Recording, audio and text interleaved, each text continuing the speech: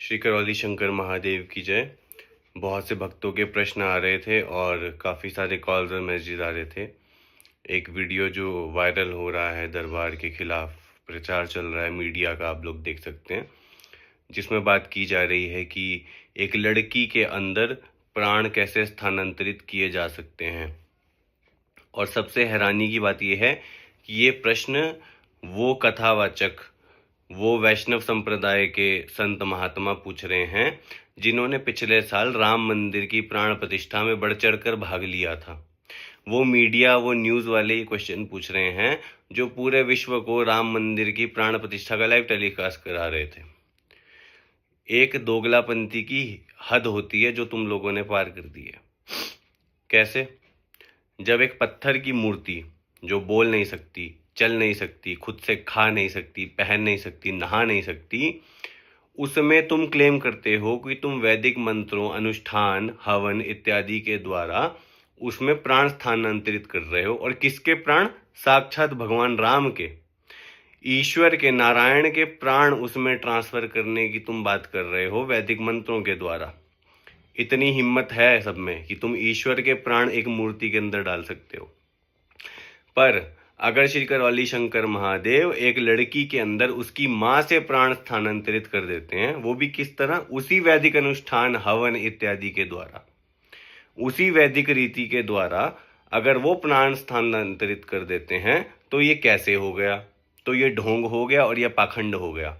तो आप सब मीडिया वालों से पहले मैं पूछना चाहता हूं कि जब आप राम मंदिर की प्रतिष्ठा का प्रोग्राम लाइव सबको दिखा रहे थे, तो क्या वो पाखंड था क्या?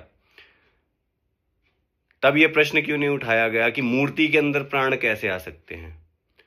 गुरु नानक साहब ने कहा, पत्थर पूजे ना किछ ए बोले, ना किछ ए दे, फोकट करम निष्फल है सेव। कि पत्थर को पूजता है मनुष्य, ना वो पत्थर कुछ देता है, ना बोलता है, ना कुछ करता है, उसकी सेवा भी निष्फल है। उसके बावजूद ये सब कुछ किया जाता है क्योंकि सबकी अपनी आस्था, अपना विश्वास है। अब जब उसका प्रत्यक्ष प्रमाण दरबार आपको दे रहा है कि किस तरह से प्राण जाते हैं, ट्रांसफर होते, तो आप लोग उसको नकार देते हो कि ऐसा कैसे हो सकता है। तो फिर तो शंकराचार्य जी की भी कहानी झूठी होगी जब उन्होंने अपनी आत्मा को दूसरे के शरीर में स्थानांतरित कर दिया था। क्योंकि जब आप प्राण को ही नहीं मान रहे कि प्राण जा सकते हैं दूसरे के शरीर में, तो जीवन और आत्मा की तो बात ही नहीं है ना। फिर तो जा ही नहीं सकती। 5 तरह के प्राण हमारे शरीर को जीवित रखते हैं: प्राण, अपान, व्यान, उदान, समान। ठीक है। जब तक आखिरी शेष प्राण बचता, आखिरी वायु जब तक प्राणों की बची होती है, तब तक आयुर्वेद और सनातन धर्म उस व्यक्ति को मृत नहीं मानता है।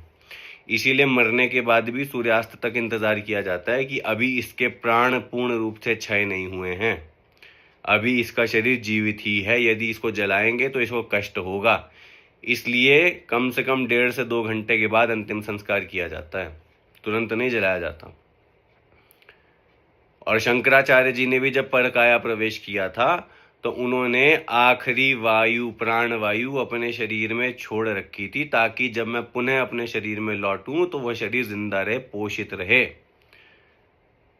तो कह दो फिर शंकराचार्य जी की कहानी झूठी है, नहीं किया परकाया प्रवेश उन्होंने, फिर इसको भी मानना पड़ेगा आप लोगों को। आप लोगों को शर्म आनी चाहिए। भगवा वस्त्र पहन के, बड़ी दाढ़ियां बना के, बड़े लंबे बाल लेके गद्दियों पर बैठकर कुछ भी आप लोग बोलते हो। एक आम व्यक्ति जो अपना निजी जीवन जीता है, जो अपना कारोबार कर रहा है, नौकरी कर रहा है, अपनी पढ़ाई कर रहा है, इंजीनियरिंग कर रहा है, कोई डॉक्टर है, उससे उम्मीद की जा सकती है ऐसे प्रश्न की, क्योंकि उसे स्पिरिचुअलिटी का, अध्यात्म का कोई ज्ञान नहीं है।